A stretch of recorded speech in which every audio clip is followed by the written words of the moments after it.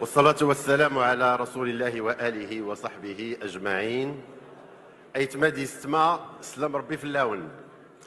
السيد رئيس، السيد الأمين العام، السادة والسيدات الرؤساء ورؤساء الوفود، أخواتي إخواني الأعزاء، لا أخفيكم سرا، هي كلمة أتناولها باسم الوفد المغربي المشارك بكثير من التأثر وبزخم ومزيج من المشاعر، لأننا نؤمن أن ما يجمعنا بالأشقاء في الجزائر أكثر مما يفرقنا، فاللغات والثقافة والجغرافيا والتاريخ والعقيدة توحدنا وتعضد أخوتنا، كما أن المستقبل والمصير المشترك كونه نتاج مسار مشترك يجمعنا أيضا. كان بودنا أن تطأ أقدامنا في رحلتنا هاته لعناق الإخوة الجيران دون إكراه الالتفاف والمرور عبر أرض الإفرنج لبلوغ أرض الإسلام لحضور تجمع الإخوة في الإسلام، لكن إصرارنا للحلول بين ظهراني إخواتنا بالجزائر كممثلي الشعب المغربي هو إصرار لعناق بين الشعوب الشقيقة وتشبت بالأخوة الإسلامية للتواصل والتشاور والعمل على تقوية اللحمة.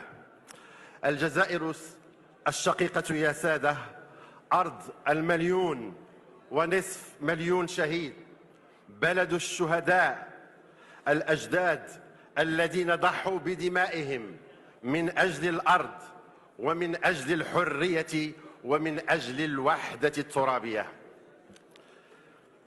هي دروس ورسائل لنا كأحفاد للتمسك بالوحدة والذود عن الوطن الذي لا يقبل التجزيء أو التقسيم أو الخيانة.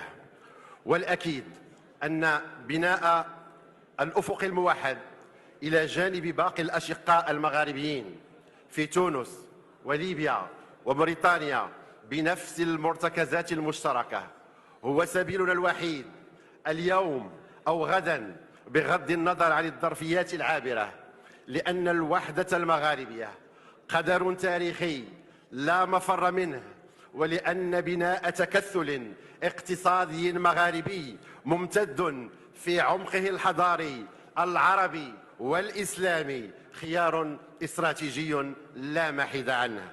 مصيرنا واحد وقبله مسار واحد في الكفاح المشترك من الانعتاق من نير الاستعمار، حيث كانت شعوبنا تتآزر بتلقائية رفضا للوصاية ودفاعا عن الحرية.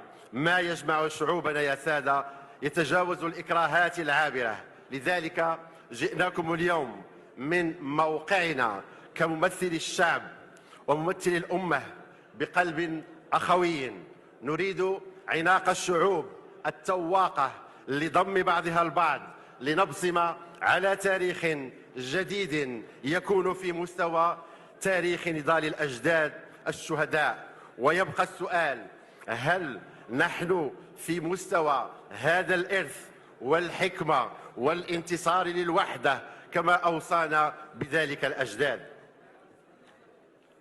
وفي نفس الإطار نعتبر هذه الدورة لها بحرية التعبير، فهل هي العقلية الإمبريالية التي لا تزال تتعامل وفي الألفية الثالثة وبعقلية بائدة بقيت حبيسة النظرة الدونية التقزيمية للأفراد والشعوب والأمم.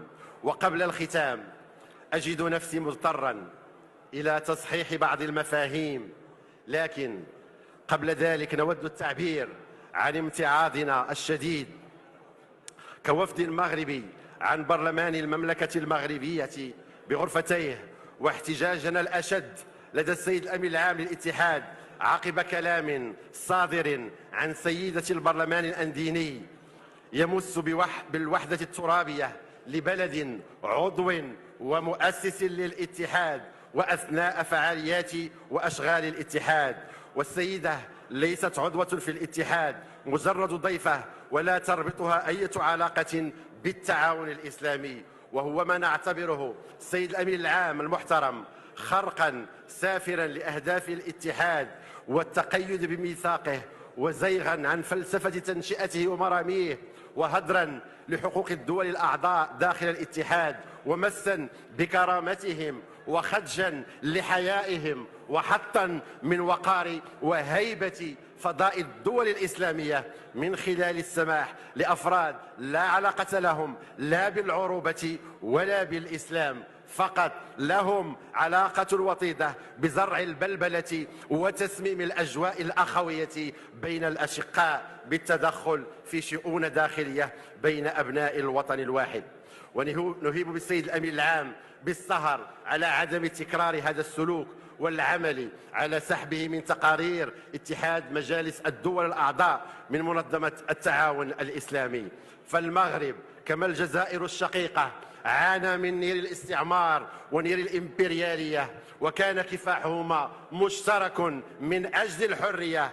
وحصل المغرب على استقلاله منذ منتصف الخمسينيات، ومنذ ذلك الحين وهو ورش للبناء واستكمال لوحدته الترابية. لذلك وجب التمييز لمن اختلطت عليه المفاهيم بين المستعمر المعمر الطامع في الأرض والمجزئ لها، وصاحب الأرض الذي يسعى للذود عنها والحفاظ على إرث الأجداد من خلالها.